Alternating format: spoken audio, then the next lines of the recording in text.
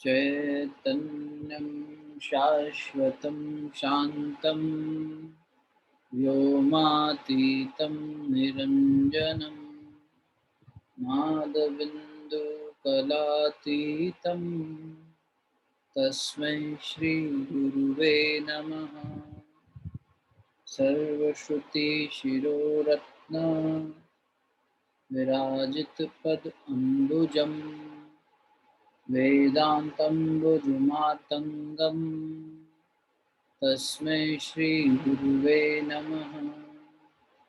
अज्ञानतिमिरान्धस्य ज्ञानाञ्जनशलाकया चक्षुरुन्मीलितं येन तस्मै श्रीगुरुवे नमः।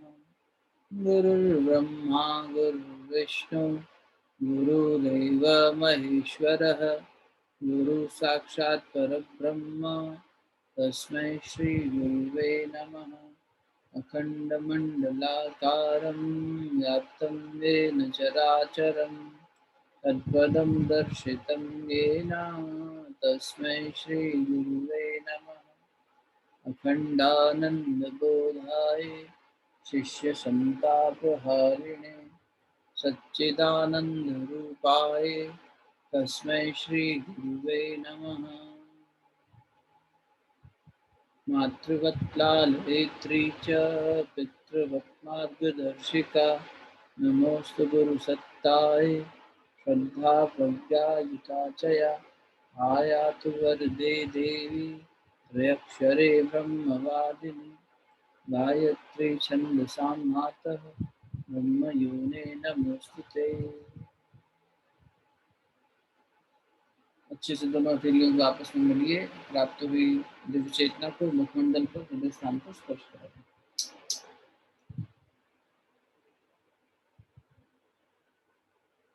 सभी को बहुत बहुत प्रणाम, बहुत बहुत आभार।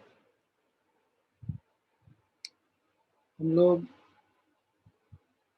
पीताम्बर जी, पंडित पीताम्बर शास्त्री द्वारा रचित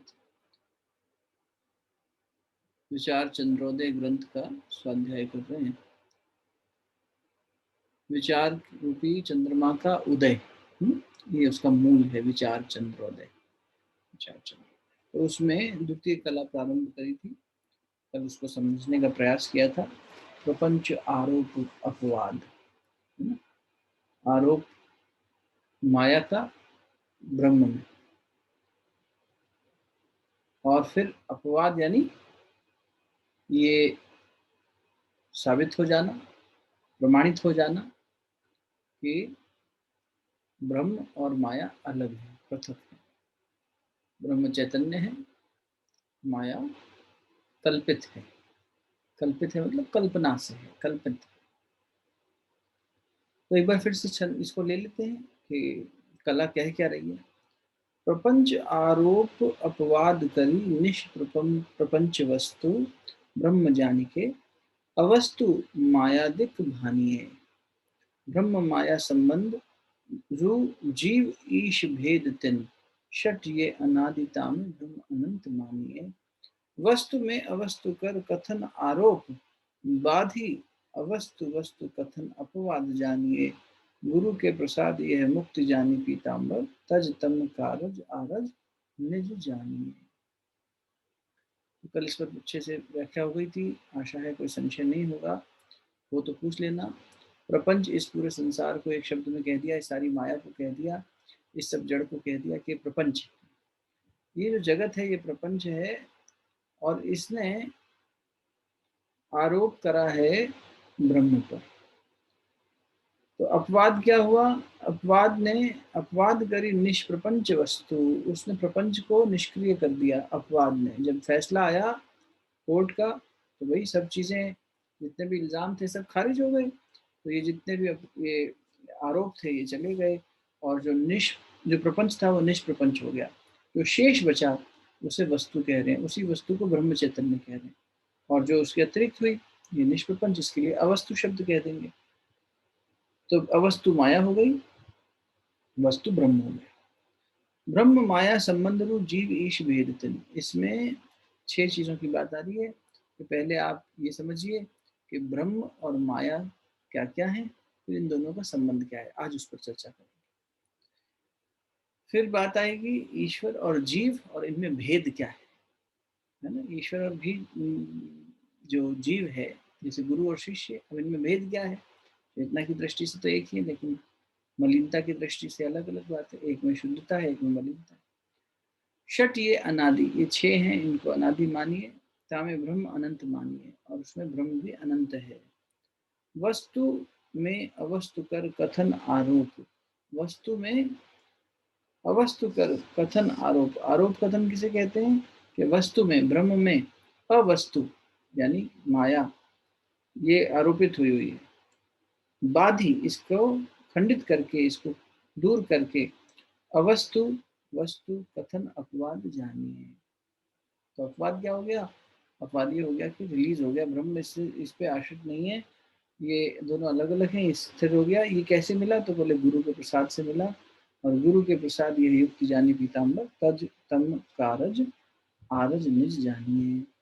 तज तम कारज, तम का रज भी, रज मैंने मिट्टी, थोड़ा सा कण भी अगर है उसे हटाकर, गुरु के कृपा से हट सकता है, उसे हटाकर तब आप निज को जानिए, स्वयं को जानिए।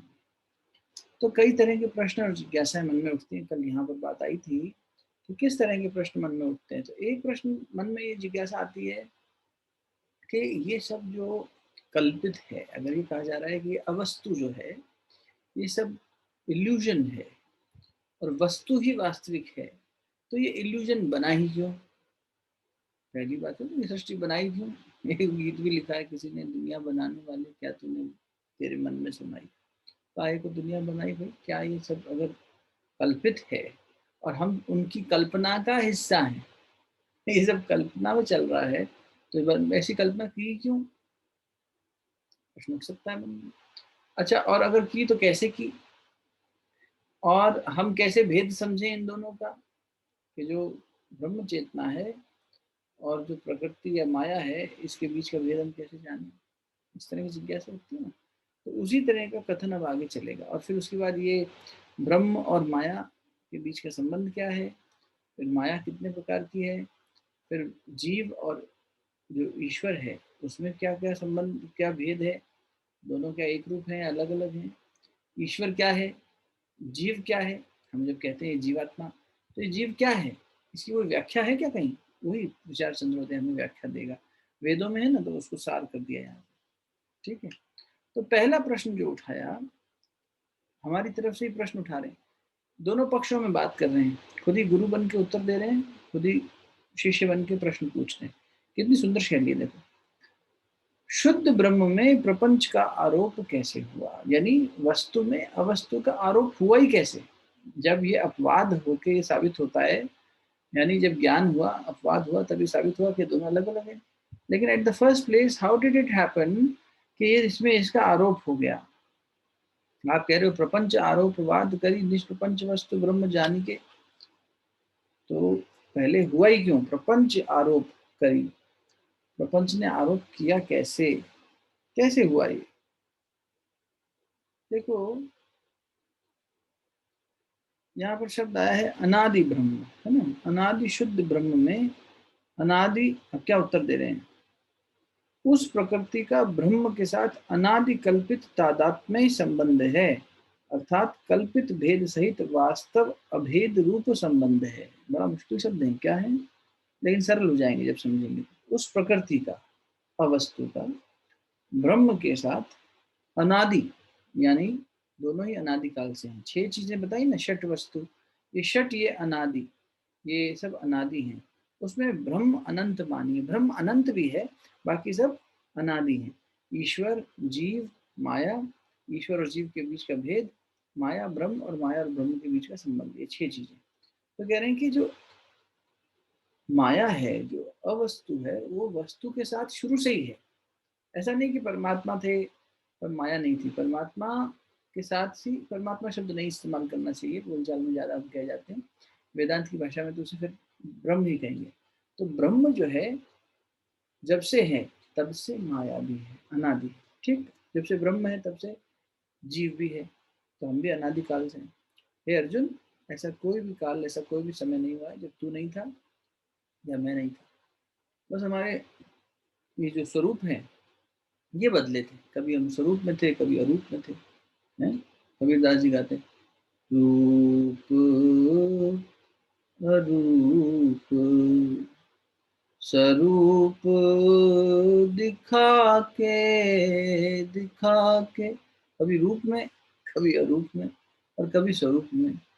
हम ही हमी में तो खेले अवधूता, युगन युगन हम योगी। ये योगी है, ये ब्रह्म कह रहा है। कबीर ब्रह्म की ऊंचाई पे खड़े होकर कह रहे हैं। निराकार के उपासक थे, ये तो राम का नाम जपते थे, पर निराकार रूप में भी अगर आप देखें, इसीलिए तो मुसलमानों को भी समझ में आए कबीर, क्योंकि वहाँ ये साकार की इबादत नहीं है, वहाँ को खुदा को कोई हमने स्वरूप नहीं दिया, है ना। तो हमारे इस्लाम में ये निराकार है, सृष्टि की नमाज कर रहे हैं किसकी, तो परवरदिगार की कर रहे हैं उसकी। हाँ, फकीर हुए, पैगंबर हुए, एक तरह से मैसेंजर्स आते रहे समय समय पर, जैसे क्रिश्चियनिटी में भी ये हुआ कि I am the son of the father, है ना, मेरे मेरे पिता के बगीचे में वो चलेगा। जीसस का बड़ा सुंदर कथन है कि वो मेरे पिता के बगीचे में जा सकता है जो जिसका मन बाल स्वरूप हो, एकदम बच्चे जैसा सरल हो, इनोसेंस जिसके पास हो, वो जाने का अधिकारी है। तो वहां पर ये हुआ कि हम उसके बच्चे के रूप में परमात्मा को भी, जैसे उन्होंने ईसा मसीह को या पैगंबरों को देखा, तो उस रूप में देखा।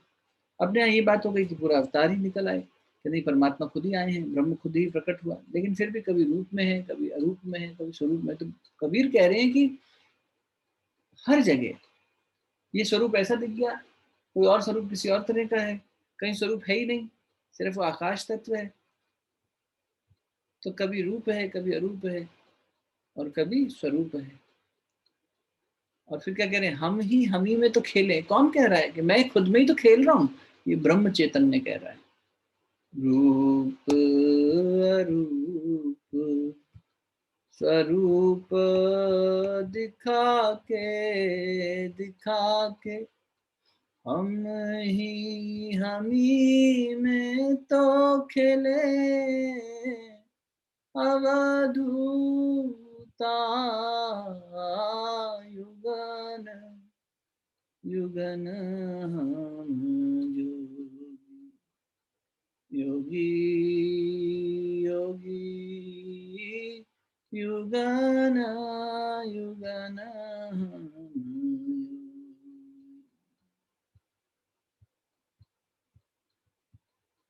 सब और जमात हमारी, जमात हमारी, सब और ही है मिला मिला, हाँ मिला, सब और उसी का मिला है। ये ब्रह्म चैतन्य है। ये कबीर को गाने लगे तो प्यास बढ़ती चली जाती है, ऐसा लगता है कि बीच में क्यों रुक गए। ये ब्रह्म का पसारा है सारा, उसी की जमात है, उसी का जमावड़ा है। अब ये कभी किसी रूप में, तो ये जो रूप परिवर्तन हुआ, इसके लिए माया इस पर आरोपित हुई, माया का सहारा लिया। जैसे आत्मा अगर सिर्फ अपनी काया को और अपने अस्तित्व को समझे, तो हमें अस्तित्व में आने के लिए इस माया का स्वरूप भी तो लेना पड़ा ना, कोई स्वरूप लेना पड़ा। तो ये एक तरह से हमारे अंदर की जो चैतन्य शक्ति है, वो अपने आप को प्रकट जब करती है, तो फिर ये छवि का फेवरेट है, उसने भेज दिया कि 2 लाइन और गाओ, ये पूरा भजन ही भेज दिया, बड़ा अच्छा है। सब ठोर जमात हमारी, जमात हमारी, सब ठोर पर मिला मिला, हाँ मिला। तो कितनी सुंदर बात ब्रह्म चैतन्य समझने के लिए कबीरदास जी ने तो वेदांत यूं नहीं छोड़ दिया।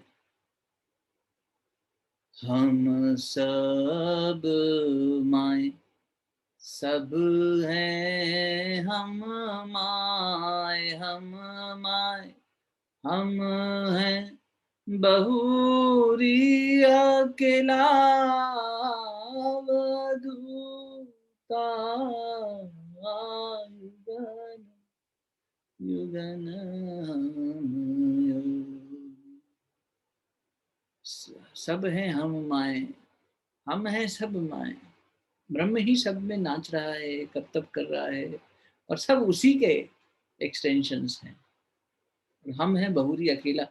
ब्रह्म ही अनंत है, ये छह में ब्रह्म अनंत है। हम हैं बहुरी अकेला, लिप्त नहीं है कोई किसी पर, बाकी सबका अंत है, लेकिन ये अनंत है, ये सबसे परे। चलो गा ही लेते हैं पूरा। हम ही सिद्ध समाधि, सिद्ध समाधि, हम हैं हम मौनी, हम बोले बोले, हाँ बोले। मौन भी वही है, प्राकृति भी वही है, वाणी भी वही है, शांति भी वही है। जो मुखर हुई वो भी उसी की शक्ति थी। रूप स्वरूप अरूप दिखा के, दिखा के, हम ही में तो खेले अवधूता युगन युगन।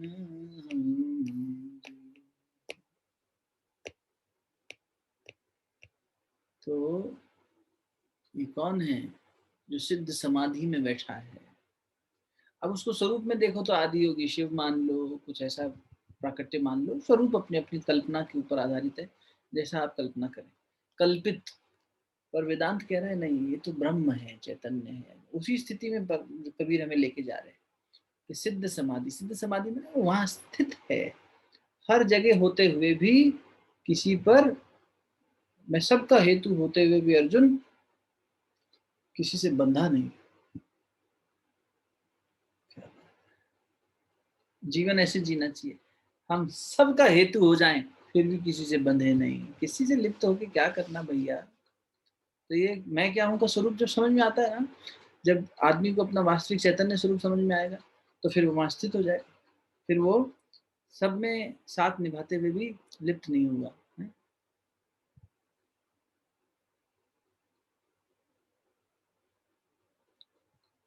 आगे की पंक्ति जो है, कहत कबीरा सुनो भाई साधो, नाही न कोई इच्छा, इच्छा, इच्छा।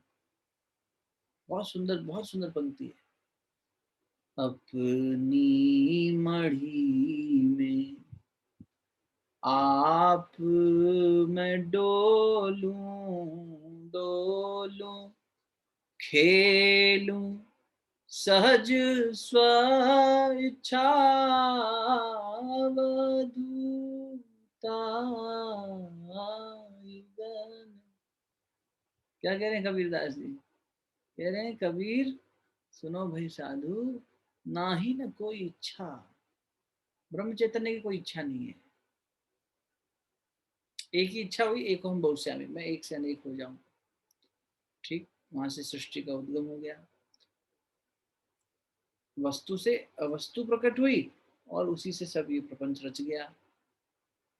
अब लगता ऐसा है कि ये जो प्रपंच है, ये जो अवस्तु है, ये उस पर आरोपित है, पर जब अपवाद समझ में आ जाता है, जब गुरु मिल जाएगा और गुरु समझा देगा, जब कबीर आएंगे और समझा देंगे, तो समझ में आ जाएगा कि हाँ ये अपवाद प्रकट हो गया ना, तो वास्तविकता ये नहीं है, ये आरोप गलत है, तो खंडन हो गया। आरोप का खंडन हो गया मतलब अपवाद हो गया। अपनी मढ़ी में आप में डोलूं, मैं अपनी मढ़ना कहते हैं, जैसे अरे भाई आटा मढ़ लेना, है ना, कुछ ऐसा बना लेना, ये मढ़ना, मथना उसी शब्द से बना। आटा मथ लिया, हाँ मथ लिया, रोटी बनाएंगे इसकी। ये क्या हो रहा है? परमात्मा ने मढ़ा, अपनी मढ़ी में आप में डोलूं, जो मैंने मढ़ा उसमें मैं ही डोलता हूं और खेलता हूं सहज स्व इच्छा। सहज रूप से सब जगह उपलब्ध परमात्मा सत्ता ब्रह्म चैतन्य, उसकी यहाँ बात हो रही है। आइए इसको आगे समझने का प्रयास करते हैं। कबीरदास जी आगे, अच्छा हो गया, मेरे ख्याल धरातल बन गया होगा, एक आधार बन गया होगा। एक तो भजन मेरे ख्याल रोज कुछ ना कुछ करना चाहिए हमें। ये वंदना है, अनुभा है, छवि है, ये लोग हैं, आप लोग भी जिनका मन हो तो एक भजन प्रतिदिन हम करें, लेकिन थोड़ा सा विषय से जुड़ा हुआ होगा तो उससे संदेश मिलेगा। अभी अचानक याद आ गए कबीरदास जी, तो ऐसा कुछ जुड़ता हुआ होगा ना तो भाव अच्छा बन जाएगा। पर सत्संग में संकीर्तन भी होना चाहिए, है ना, स्वाध्याय में थोड़ा संकीर्तन किया जाए। तो शुद्ध ब्रह्म में प्रपंच का आरोप कैसे हुआ महाराज? ये हुआ कैसे? तो उन्होंने कहा उस प्रकृति का ब्रह्म के साथ अनादि कल्पित तादात्म्य संबंध है। तादात्म्य कहते हैं तत् आत्मीय, आत्मीय मैंने बड़ा निकट का, तत् मैंने उसके साथ बड़ा निकट संबंध है। किसके साथ निकट संबंध है? ब्रह्म चैतन्य के साथ। किसका है? तो बोले ये माया जो है इसका ब्रह्म चैतन्य के साथ बहुत बहुत निकट का संबंध है जी, लेकिन तब भी उससे अलग है। तो उसके साथ संबंध है, अर्थात कल्पित, यानी कल्पित माने कल्पना, ये सब एक छाया है, कल्पना है। छाया असत्य नहीं है और फिर भी मिथ्या है। हमारी छाया सत्य है? नहीं, सत्य नहीं है। असत्य है? नहीं, असत्य भी नहीं है, दिख रही है, इसलिए मिथ्या शब्द का बदल रही है प्रतिपल, मिथ्या। तो कह रहे हैं कल्पित है, पहली बात तो कल्पित और भेद सहित है, वास्तव अभेद रूप संबंध है। देखो कल्पित भेद सहित इस शब्द को समझने के लिए, जब भी दो वस्तुओं की तुलना की जाए, दो चीजों के बारे में बात की जाए और उसमें एक कल्पित हो, एक इमेजिनेटिव हो, एक रियल हो, तब ये टर्म यूज होती है। क्या? कल्पित भेद सहित है, तो कल्पित माया, अवस्तु, जो भी उसे कह दें, नाम अवस्तु कह दें, अवस्तु या प्रपंच या माया जो वस्तु है उससे अलग है, भेद है, और कल्पित है, कल्पना से बनी, हालांकि है अनादि शुरू से साथ में, लेकिन तब भी अलग है, भेद है दोनों में, और वास्तव अभेद रूप संबंध है। समझने के लिए कही गई ये बात, सिर्फ समझाने के लिए।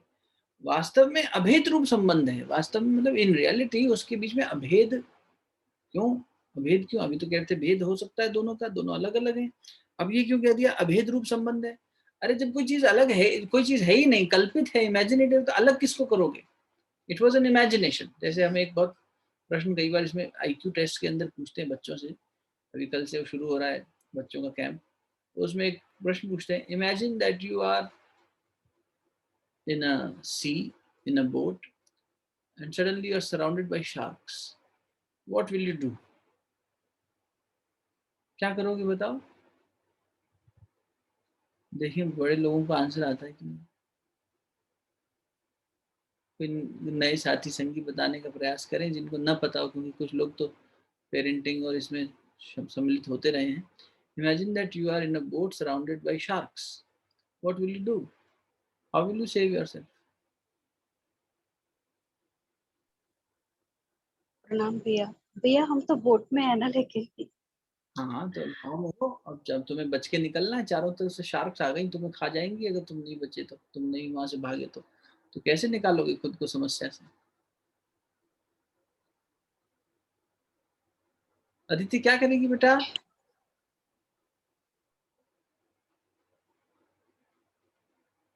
जयश्री क्या करोगे? सोचो सोचो, रमा दीदी, कोई भी बताओ। भैया बोट को स्टॉप तेज, इमेजिनेटिंग। है क्या? प्रिया क्या कह रही है? भैया बोट को स्ट्रॉन्ग बनाएंगे या तेज चलाएंगे? हाँ ठीक बात है। क्योंकि बोट लाइक जो भगवान के नाम का जो सहारा है, कि हमारा जो विश्वास है भगवान में उसको हम दृढ़ करेंगे। और शार्क क्या है, वो जो बुरी चीजें हैं वो हैं जिन्होंने हमें घेर रखा है। ठीक है, बढ़िया प्रयास। हाँ रमीला दीदी। मेरे ख्याल से मैं तो ईश्वर का स्मरण करूंगी, हाँ जो मेरे लिए अच्छा है वही आप, पूरा समर्पण उसी को याद करके। ठीक है कि भैया अब मतलब सामने से शार्क आ जाए तो भी परमात्मा की इच्छा, और भगवान खुद आ जाएं गरुड़ पे बैठ के उठा के ले जाएं, बचा के ले जाएं, तो भी उनकी इच्छा। ठीक है, नाव मजबूत कर। दृढ़ विश्वास है मेरे हाँ, लिए, जो है वो अच्छा ही करेगा।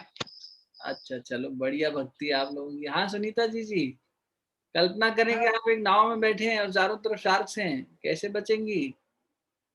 भैया ये कल्पना ही तो कर रहे हैं ना, इससे अपोजिट भी कल्पना कर सकते हैं कि हम शार्क से बचकर निकल गए, वो हमारी हिम्मत बहुत बढ़ाएगा, डर बढ़िया, निकालेगा। बहुत बढ़िया। श्वेता बीच में बता गई है आंसर, मैंने जानबूझ के उसकी बात को नहीं पकड़ा, कि सही बता गई कि इमेजिनेशन कर रहे थे, कल्पना कर रहे थे, कल्पना करनी बंद कर दो बस। जो चीज है ही नहीं उसमें काहे हाथ पैर मारना। यही है ये क्या, वास्तव अभेद रूप, ये है ही नहीं, इसमें क्या प्रमाण देना है कि माया नहीं है? जो नहीं है उसका क्या प्रमाण देना है? जो कोई हो उसकी बात करें, तो जो है वो ब्रह्म चैतन्य है, उसकी बात कर लेते हैं। जो कल्पित है, इसलिए यहाँ ये दो शब्द जो है ना विरोधाभासी लग रहे हैं, मतलब अपोजिट लग रहे हैं, ऑक्सीमोरोन जैसे। क्या कह रहे हैं? एक तो इनका तादात्म्य, यानी इनका बहुत पुराना संबंध है, शुरू से ही दोनों साथ साथ है। ठीक, क्योंकि जब से ब्रह्म चैतन्य हुआ तब से ही, यानी जब से वस्तु हुई तब से अवस्तु की कल्पना भी तब से ही है, इमेजिनेशन माया तभी से है। अब क्या कह रहे हैं? दोनों में कल्पित भेद है, दोनों को अलग अलग है, प्रमाणित कर सकते हैं, बिल्कुल कर सकते हैं, आगे करेंगे कि माया अलग है, ब्रह्म अलग है। देखो ये सब इसका कल्पना। अब जो चीज कल्पना है वो साबित क्या करना? ब्रह्म हमें जाना हुआ है, असल में क्या है, हमें खंडन इसका करना है, माया का, इसका न होना साबित नहीं करना। ये जो दिख रहा है प्रपंच, ये माया, ये इल्यूजन है, ये साबित करना है ना, ये मालूम करना है। ब्रह्म चैतन्य को तो मालूम ही नहीं करना, वो तो सहज उपलब्ध है, वो तो हम चाहे संकल्प करें ना करें, संस्कार हमारे अंदर अभी उदय हुआ हो ना हुआ हो, हम विचार चंद्रोदय पढ़े ना पढ़े, साधना करें ना करें, ब्रह्म चैतन्य तो हमारा स्वरूप है। जो मेरा मौलिक स्वरूप है वो मुझसे अलग थोड़ी है, क्योंकि जो तुम्हारा है वो तो तुम्हारे पास रहता है, कभी तुमसे दूर नहीं जाता, और जो तुम्हारा नहीं है वो कभी ना कभी छूट ही जाता है। ये भैया यहाँ एक डाउट आ रहा है मुझे, एक्चुअली कल से ही आ रहा था, कि अगर हम उस चेतना स्वरूप का ही अंश है ना, तो वो सारे गुण हमारे अंदर हैं, और जो चैतन्य आत्माएं आई उनमें भी था, फिर ये इतनी लंबी जर्नी क्यों होती है उनको, मतलब साक्षात्कार करने तक की? और जैसे अब दूध है तो दूध के वो गुण है ही ना, कि दही उससे बनेगा ही बनेगा, मक्खन भी बाद में बन जाएगा, दही भी, तो फिर उसको और क्या प्रोसेस करना है? नहीं, उसको क्यों प्रोसेस नहीं करना? करना, उसमें आई मैल को हटाना है बेटा। वही मैं भी कहने वाला था, और कह रहा था कि हमें जो माया यानी अविद्या आ गई, अज्ञान आ गया, जिसके चलते जो आप कह रहे हो भटकन क्यों है, भटकन इसीलिए है कि हम अविद्या में फंस गए, अपना वास्तविक स्वरूप भूल गए, स्मृति खो गई। ये बात तो रोज ही हो रही है, तो उत्तर वही है जो मैं रोज कह रहा हूँ आपसे, कि अर्जुन भी कह रहा है मेरी स्मृति खो गई है, मुझे समझ नहीं आ रहा क्या करूं। स्मृति खोना मतलब ऐसा नहीं है कि उसको भूल गया है मेरे दादा बाबा नाना कौन है, वो अपने आप की वास्तविकता को भूल गया है। हम अपनी वास्तविकता को भूले बैठे हैं। तो हम, जो आदमी भूल जाए किसी चीज को तो फिर उसका मोल नहीं करता, और भूल भुलैया में खोए रहता है। तो हमारी भी स्मृति नाश हो गई है। तुम खुद को माँ पहले समझती हो, पत्नी पहले समझती हो, बेटी पहले समझती हो, जीवात्मा बाद में समझती हो। हम अपने आप को ये पुरुष और स्त्री और ये देह पहले समझते हैं, जीवात्मा बाद में समझते हैं। तो हम प्रपंच में फंस गए ना। ये जो प्रपंच था इसमें हम इतना ज्यादा घुस गए अविद्या के नाते, कि जो वास्तविक ब्रह्म चैतन्य स्वरूप था उसको भूल गए। इसलिए मैं वही तो कह रहा था, ब्रह्म चैतन्य स्वरूप तो हमारा है ही, वास्तविक स्वरूप है, उसको पाना थोड़ी है। ये होश में आ जाना है बस। होश में आना ही बुद्धत्व हो गया, जागरण हो गया। वो जागरण कर लेना है, और तुम्हें कुछ पाना नहीं है। बुद्ध भगवान से देवताओं ने पूछा आपने क्या पाया? बोले कुछ नहीं पाया। जो मेरे अंदर भटकाने वाली अविद्या थी और चीजें थी, उसका त्याग कर दिया। ये तो मैं पहले ही था, इसमें पाना क्या था? समझ रहे हो? तो वैसे ही हमें ये क्यों इतनी लंबी यात्रा हो गई, क्यों इतनी समस्या, क्यों इतना, क्योंकि हम उतना ज्यादा भूल गए। हमने आपसे निवेदन भी किया था इसी सत्संग में, स्वाध्याय में, विचार संतोदय में, कि हमें माता ने भेजा बाजार सामान लेने के लिए, हम सामान लाने की जगह वहां खड़े होकर मदारी का खेल देखने लग गए, फिर कहीं झूला झूलने लग गए, फिर कहीं कुल्फी गोली खाने लग गए, फिर उसके बाद कहीं ठोक खेल, बच्चे खेल रहे थे हम भी खेलने लग गए। हम कहीं से कहीं भूल भुलैया में, मेले में खो गए। और जिस काम के लिए आए थे हरिभजन को ओटन लगे कपास, जो काम के लिए आए थे, जो करने चाह रहे थे, वो नहीं कर पा रहे। क्यों? क्योंकि वास्तविक स्वरूप भूल गए। आए तो युद्ध करने थे अर्जुन, आप कहाँ भूल गए, कहाँ इस मोह माया में फंस गए वापस। अभी तो आपके अंदर क्षत्रिय का धर्म और प्रतिज्ञा याद आ रही थी, अभी आप सब भूले बैठे हैं। तो परमात्मा ने उसको वही बोध दोबारा करा दिया। हाँ हाँ साहब, याद आ गया, सब याद आ गया, भूल गया था, सॉरी, अब बताइए क्या करना है, करिष्ये वचनम तव, करते हैं साथ मिलके। ठीक हो गया। तो जितने भी भटकन है, जो जितना ज्यादा अविद्या में लिप्त है, संसार में लिप्त है, भोग विलासिता में लिप्त है, वो उतना ही ज्यादा भटकने वाला है, क्योंकि वो अभी तक बाहर नहीं आया है। या तो एक सडन कृपा हो जाए, अचानक भी हो जाती है ना, किसी राक्षस के जीवन में भगवान प्रकट हो जाता है, किसी असुर के जीवन में जो है सुरता आ जाती है, तो वापस ले आता है लाइन पे। तो ऐसा भी हो सकता है, इसलिए किसी का मूल्यांकन नहीं करना चाहिए। ठाकुर रामकृष्ण कहा करते थे, किसी की भक्ति का, किसी की उपासना का मूल्यांकन मत करो, तुलना मत करो, अपने पे ध्यान दो बस। तो हम क्यों भटक रहे हैं? इसका उत्तर यही है, क्योंकि हम अभी तक माया में, प्रपंच में फंसे हुए हैं। उसी अविद्या को काटना है, दूर करना है, उस पर भी बात होगी। इसी में ये सारा उसी पे बात होगी। ये जो दूसरी कला है, उसी प्रपंच को काटने की बात करेंगे। तो अनादि शुद्ध ब्रह्म में, अनादि का मतलब तो हो गया बहुत पुराना, जिसका ना अंत हो ना जिसका शुरुआत कोई हो। अब देखो, इसके साथ में माया जो है वो जुड़ी हुई है, जो उसके अंदर कल्पित रूप से, कल्पना, इमेजिनेशन के रूप में जुड़ी हुई है। ठीक, किसी भी चीज को जब हम कोई चीज बनाते हैं, बनाने को क्या बोलते हैं? कृति, बनाना, है ना। प्रकृति शब्द भी उसी से आया है, पूरा थोड़ा एडजेक्टिव हो गया, कि किसी चीज को साकार बना दिया। जब साकार हो गया, जैसे आपने सोचा भोजन में ये बनाएंगे, तब तक आपके मन में था, आपके दिमाग में था, आपकी कल्पना में था, आपकी इमेजिनेशन में था। आपने उसको साकार स्वरूप दे दिया कि आज भोजन में ये सब बनाएंगे, ऐसा करेंगे। तो साकार जब हो गया, मैनिफेस्ट जब हो गया, तब वो सामने प्राकट्य हो गया, उसका प्रकृति हो गया। ठीक है। अब देखो, ये जो हमारा पूरा एग्जिस्टेंस है प्रकृति का, ये कल्पित है। प्रकृति कल्पित है और उस पर ब्रह्म से अनादि से संबंध है, कल्पित तादात्म्य संबंध है, ये बात हम कर चुके हैं। उसके साथ जुड़कर तद आत्मीय तादात्म्य, प्रकृति और ब्रह्म आपस में जुड़े हुए हैं, ऐसा। हाँ, ये अच्छा उदाहरण है कि जैसे कैसे जुड़े हुए हैं, तो बोले ऐसे जुड़े हुए हैं जैसे अगर आपके शरीर पर रोशनी पड़ रही हो, प्रकाश गिर रहा हो, और आप प्रकाश को मुट्ठी में बंद करना चाहो, इस हाथ में प्रकाश पड़ रहा है, मैं मुट्ठी बंद करूं तो प्रकाश मुट्ठी में बंद हो जाएगा क्या?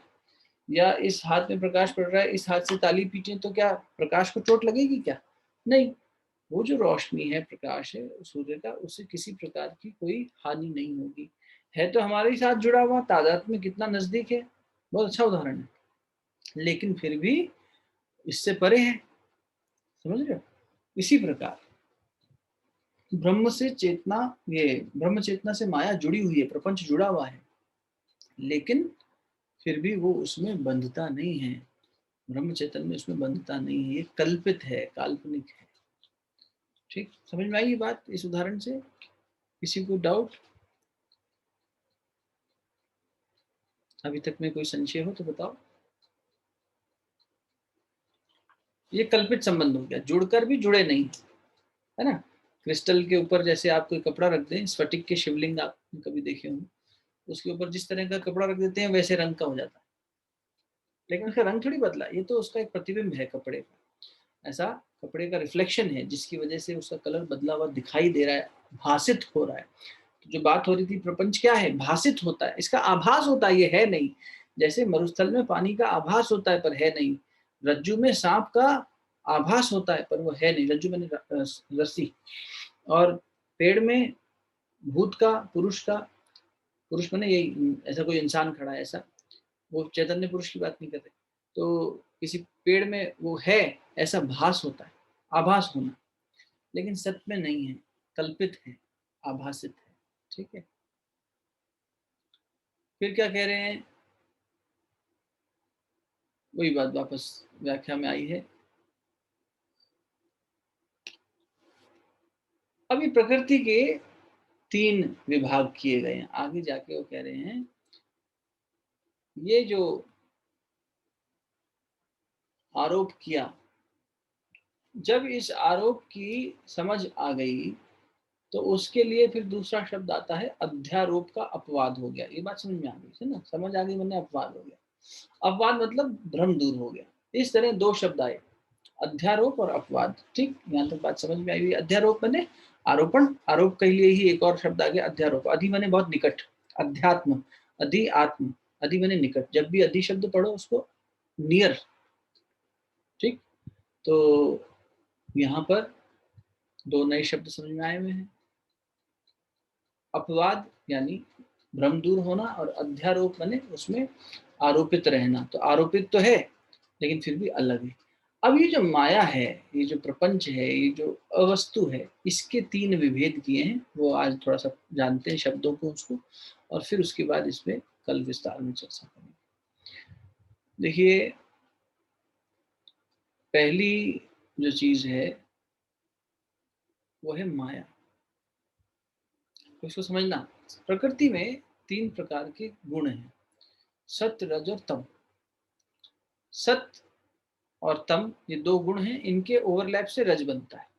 ठीक, ओवरलैप से मतलब अगर आप यूँ समझें कि एक पॉजिटिव है एक नेगेटिव है, सतोगुण पॉजिटिव, तमोगुण नेगेटिव, लेकिन इन दोनों के नजदीक आने से, ओवरलैप होने से, सम्मिश्रण से, इन दोनों के आपस के इंटरेक्शन से एक्शन क्रिएट होता है, क्रियाशीलता पैदा होती है, उसे रजोगुण कहते हैं। तो जहाँ रज की बात आती है वहाँ क्रियाशीलता, मोमेंटम, गतिशीलता। अब ये गति किस दिशा में होगी, ये क्रिया किस दिशा से प्रेरित होगी। अगर तम हावी है तो तमोगुण से प्रेरित होगी और व्यक्ति तमस वाले कार्य करेगा। अगर सतोगुण हावी है तो सतोगुण इतना प्रभावशाली हो गया कि तम कुछ नहीं कर पाया, तो रजोगुण उसकी दिशा में चलेगा। रज माने एक्शन। अब ये उस किस दिशा में चलेगा ये इन 2 पलड़ों पर डिसाइड होता है। यदि संस्कार में बहुत ज्यादा गंदगी आ गई है, बहुत मलिनता आ गई है, विषय भोग की बहुत इच्छा होती है, तो मन उसी तरफ भागेगा। और जब इस तरफ भागने का मन करेगा तो ये सतोगुण का प्रभाव है कि हम और आप बैठे हैं। पर तमोगुण भी तो है, तमोगुण भी तो है, तभी तो हमें निराशा होती है। तमोगुण भी है इसीलिए तो हम इसी वापस प्रपंच में ठोकरें खाते हैं, जो भी श्वेता बात कह रही थी। तमोगुण है तभी तो हम बार बार वासनाओं से घिर जाते हैं, बार बार कुंठा में आ जाते हैं, क्रोध में आ जाते हैं, अहंकार में आ जाते हैं। ये सब जो मनोविकार हैं ये तमोगुण का ही तो प्रतीक है, तमस का प्रतीक है ना।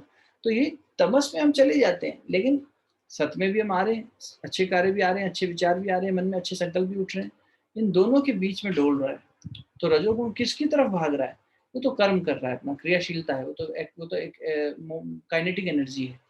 काइनेटिक एनर्जी किसकी तरफ जाएगी, बोले जिसके अंदर चुंबकत्व ज्यादा होगा, जिसकी शक्ति, जो संस्कार हावी हो जाएगा वो करा ले जाएगा। जानाम धर्मम न च मे प्रवृत्ति, जानाम धर्मम न च मे निवृत्ति। हे विदुर चाचा, दुर्योधन कह रहे हैं, मैं जानता हूँ सही क्या है पर मैं चल नहीं पाता, मैं जानता हूँ गलत क्या है पर मैं उससे निवृत्त हो नहीं पाता, मैं उससे छूट नहीं पाता। के नपि देव, कोई ऐसा देव मेरे अंदर बैठा है।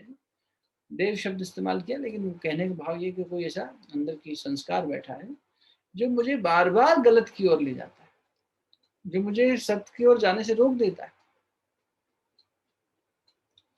तो ये कोई शक्ति है जो मुझे रोक देती है, संस्कारों की, मेरी दुर्बलताओं की, जो भी कह लो। तो मैं मालूम है मुझे सही क्या है गलत क्या है, लेकिन मैं चल नहीं पा रहा हूँ, सही पे चल नहीं पा रहा हूँ। न चमेव प्रवृत्ति, और गलत से हट नहीं पा रहा हूँ। न चमेव निवृत्ति, उससे मेरी निवृत्ति नहीं हो रही। तो जब हम गलत की ओर जाते हैं मतलब तमस की ओर जाना, सही की ओर जाने की इच्छा होना मतलब सत्य की ओर जाना। अब ये जो सतोगुण है, जब ये शुद्ध सतोगुण शक्ति बहुत ज्यादा प्रबल हो जाए, है तो माया का हिस्सा, प्रपंच का ही हिस्सा, अवस्तु का ही हिस्सा। मैं बार बार वो शब्द दोहरा देता हूँ ताकि आपको समझ में आ जाए कि एक ही जगह इन शब्दों को बोलने से कि भाई ये सिनोनिम है, यहाँ पर वेदांत की भाषा में एक रूप इनको माना गया है। तो कहीं अगर आपको अवस्तु शब्द पढ़ने में सुनने में आए तो भी आपको समझ में आ जाए किसकी बात हो रही है, और कहीं अगर आपको अविद्या आ जाए, अज्ञान आ जाए, माया आ जाए, प्रपंच आ जाए। इसीलिए अब इनमें भी शब्द भेद समझेंगे। तो उन्होंने कहा जो सतोगुण युक्त है, बिल्कुल सात्विक है तो माया, है तो प्रकृति का हिस्सा, लेकिन एकदम सतोगुणी है, तो उसका विभेद का नाम दिया माया।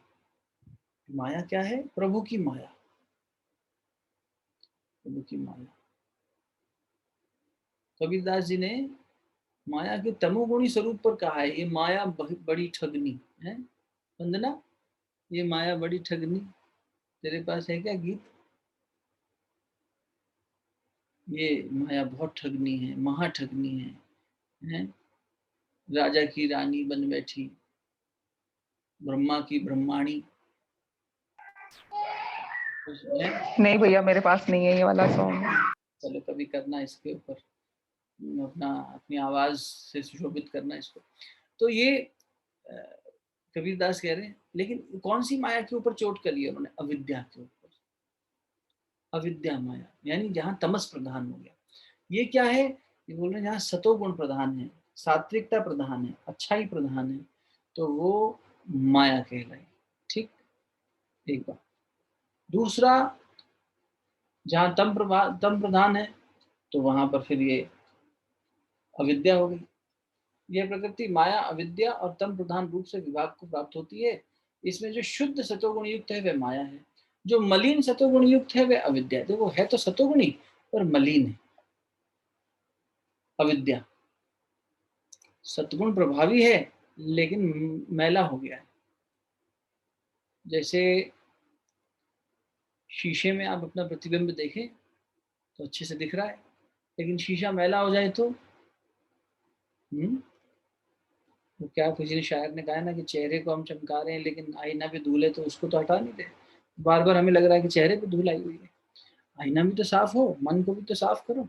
तो वैसे ही यहाँ जो मलिनता है वो है तो सतोगुण, प्रतिबिंब तो दिखा रही है लेकिन धुंधला दिखा रही है, तो उसमें मलिनता आ गई।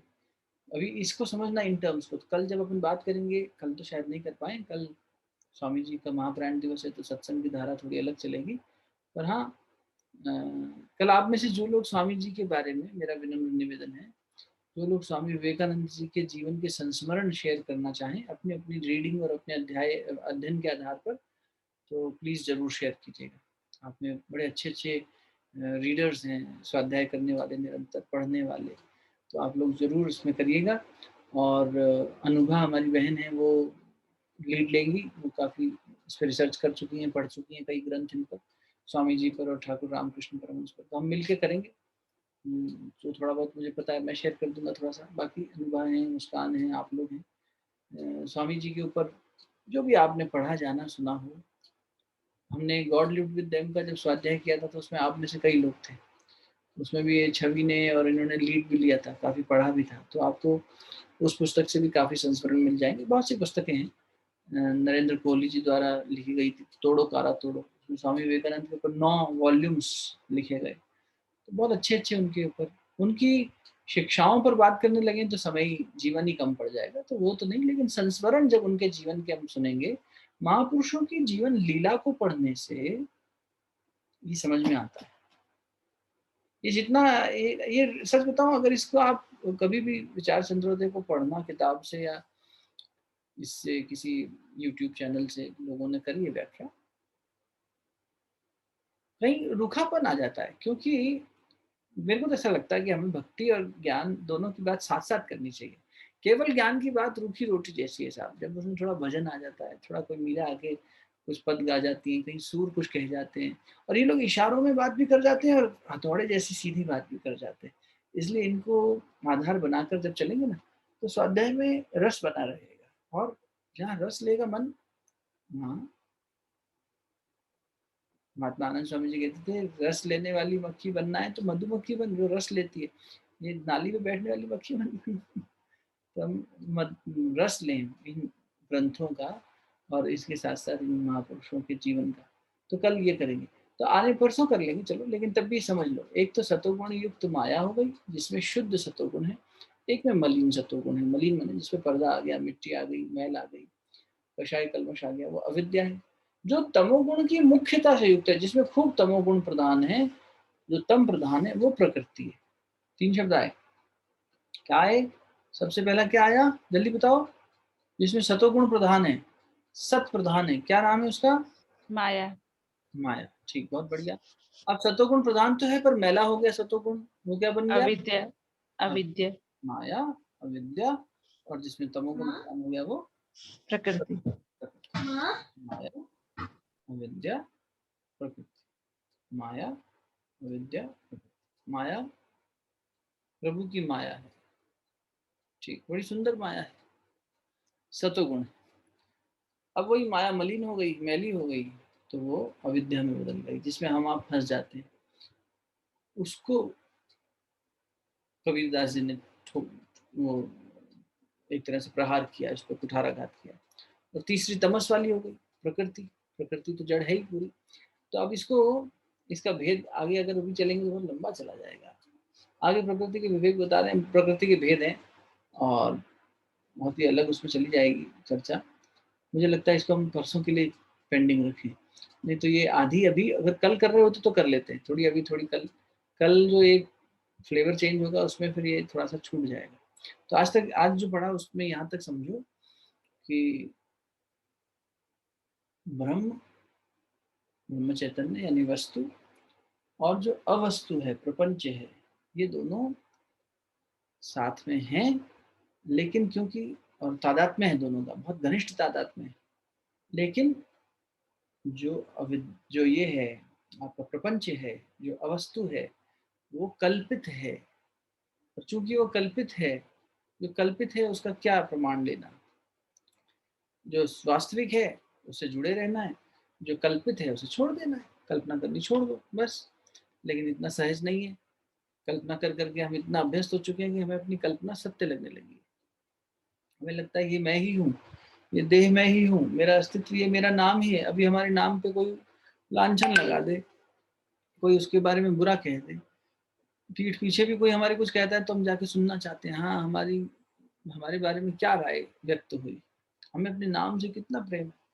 तो अभी तो हम इतनी ज्यादा जड़ता में, ये प्रकृति में या अविद्या में, इन दोनों में से किसी ना किसी में खोए हैं। मुझे लगता है मैं तो बिल्कुल प्रकृति में ही खोया हूँगा, क्योंकि इसलिए तमस तमस तमस इतना ज्यादा तम है ना ये जीवन में कि अभी तो हम उससे ऊपर नहीं उठे। तो सतोगुणी माया तक पहुंचे, पहले तो प्रकृति और फिर उससे ऊपर हम जाएं अविद्या, और उससे ऊपर जाएं माया, और फिर ऊपर जाएं ब्रह्म चैतन्य। इस तरह से ऊपर चढ़े। लेकिन गुरु जब आता है तो सीधा भी पहुंच जाते हैं, ये खंडन कर जाते, बस पहुंच गए अपने वास्तविक स्वरूप को जान गए, तो इतना लंबा यात्रा नहीं करनी पड़ती। गुरु इसीलिए फायदा होता है गुरु के होने का कि वो सीधा पहुंचा देते हैं अपनी शक्ति लगा के। तो ये 3 हमने भेद समझे। अभी कोई प्रश्न हो तो पूछ लो, क्योंकि उसके अलावा ये चर्चा विस्तृत होगी। हाँ, सतोगुणी माया मतलब जो ईश्वर की कार्य करती है वो सतोगुणी माया। हाँ, ईश्वर के कार्य जैसे करती है। कृष्ण भगवान हुए तो सब लोग सो गए, वो ईश्वर की माया। जब जेल के ताले टूट हाँ गए, हाँ हाँ, ऐसा हम योग पढ़ते योग हैं। योग माया जो कही योग जाती है, माया। योग माया की उससे। ठीक सोचा, अच्छा सोचा। लेकिन बस यही है कि अब हमें शब्दों को बड़ा ध्यान से चयन करना पड़ेगा, मुझे भी, आपको भी, सबको भी। जैसे आपने कहा ईश्वर की माया, नहीं, ब्रह्म चैतन्य की माया। ईश्वर का खंडन कर देंगे इसमें, अभी परसों जब पढ़ोगे तो इसमें आया ना 6 चीजें, ब्रह्म और माया और उन दोनों का संबंध, ईश्वर, ईश, जीव और दोनों का भेद। तो वहां पर ईश्वर शब्द को समझाएंगे जब, तब आप समझेंगे कि हमें फिर ईश्वर शब्द यहाँ नहीं प्रयोग कर सकते वेदांत में इस तरह से। अगर हम कृष्ण की बात कर रहे हैं तो फिर वो परमात्मा का स्वरूप है, तो स्वरूप की बात कर रहे हैं। यहाँ अरूप की बात हो रही है, बिल्कुल परम चैतन्य तत्व की। तो बस उतना करेक्शन कर लेंगे तो इससे थोड़ा सा माइंडफुलनेस बना रहेगा। लेकिन यहाँ शब्दों का बहुत, जैसे वस्तु शब्द क्योंकि ब्रह्म चैतन्य के लिए आ गया, तो अगर मैंने लूजली कहीं बोल दिया कि इस वस्तु के बारे में और आप समझो कि नहीं तो ब्रह्म चैतन्य की बात हो रही है, तो गड़बड़ हो जाएगी ना। इसलिए इन शब्दों का वोकैबुलरी का चयन बड़ा ध्यान से करना पड़ेगा। बाकी ठीक है, सही सोचा कि हाँ, योग माया परमात्मा की जो वो माया जो कि सतोगुणी पूर्ण रूप से सात्विक है, व्यवस्था बनाती है। ठीक। भैया एक चीज पूछना चाह रहे थे कि जैसे हमने ये तीनों करे, सतोगुण, तमोगुण और माया, अविद्या और प्रकृति, तो माया तो सत्य है और प्रकृति जो है नहीं, माया सत्य नहीं है, माया सत्य नहीं है, क्षमा करें, कल्पित है। हाँ नहीं, माया कल्पित है, लेकिन क्योंकि ब्रह्म चेतन से मिली हुई है तो उसका होना भी ठीक है। लेकिन जो प्रकृति है वो उससे प्रकाशित है, तो प्रकृति है और कल्पित है। हमें अपने जीवन से अविद्या को निकालना है। मेन पर्पस ये होना चाहिए कि जीवन से अविद्या निकले। हाँ, सतोगुण Is का that- मलिनता आ गई है, मलिनता हट जाए, अविद्या वही है। हाँ जी। हाँ। तो मतलब हमारा कार्य, जो हमारी जो कोशिश होनी चाहिए, वो हमारे जीवन से अविद्या को हटाना होना चाहिए। बिल्कुल बिल्कुल, एकदम सही। ठीक है, थैंक यू।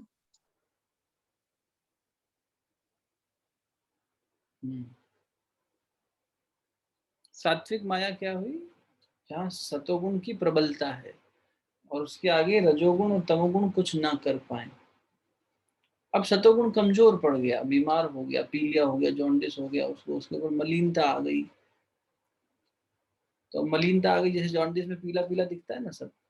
अब मलिनता आ गई, तो जैसी मलिनता आई वैसा सतोगुण अभी भी भाषित तो होगा, खुद को एक्सप्रेस तो करेगा, लेकिन स्पष्टता के साथ नहीं कर पाएगा।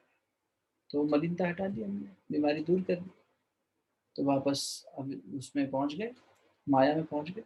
फिर माया से ही प्रार्थना करो। एक संत की हमने वाणी सुनी, उन्होंने कहा बेटा माया से परे जाना है तो माया से झगड़ना क्यों? दो तरीके हो सकते हैं, या तो हम माया से झगड़े, मतलब उसमें माया शब्द का प्रयोग ओवरऑल हो रहा था, ये प्रभु है, प्रभु की माया है, हम लोग माया में फंस गए हैं, अब माया से हम निकलना चाहते हैं। तो माया से निकलने का एक तरीका तो ये है कि माया से झगड़ा करें, माया के साथ संघर्ष करें और इतनी सारी, और दूसरा पूर्ण समर्पण कर दें और ये कहते हैं कि भैया आप परमात्मा की शक्ति हो, आप परमात्मा से मिला सकती हो, आप बाधा नहीं हो।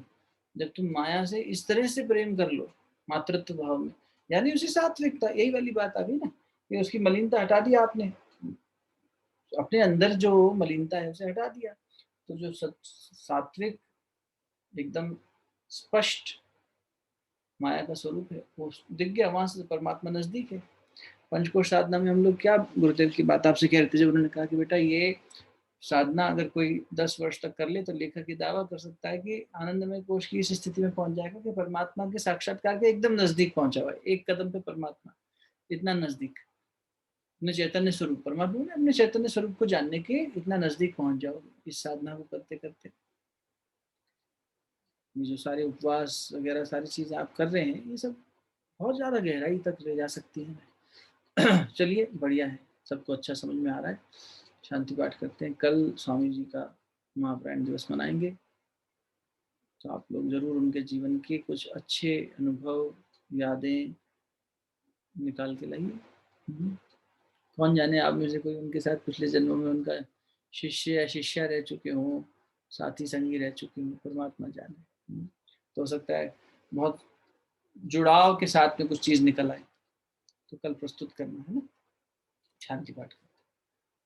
ओम देव शांति अंतरिक्षं शांति पृथ्वी शांतिरापः शांतिरौषधयः शांति वनस्पतयः शांतिर्विश्वे देवाः शांतिर्ब्रह्म शांतिः सर्वं शांतिः शांतिरेव शांतिः सा शांतिरेधि। ओम शांतिः शांतिः शांतिः सर्वारिष्टसु शांतिर्भवतु। दोनों हथेलियों को आपस में मिलिए, आपसे दिव्यता को मुखमंडल पर अपने हृदय स्थान पर स्पर्श करें। आज क्षमा करें, सुबह हम गीता जी का स्वाध्याय नहीं कर पाए थे, तो जब इत्यादि हुआ, आप में से अगर कोई आया होगा तो कल आना चाहें तो फिर वही कोऑर्डिनेट्स रहेंगे, आपका स्वागत है। ठीक है, बहुत बहुत शुक्रिया।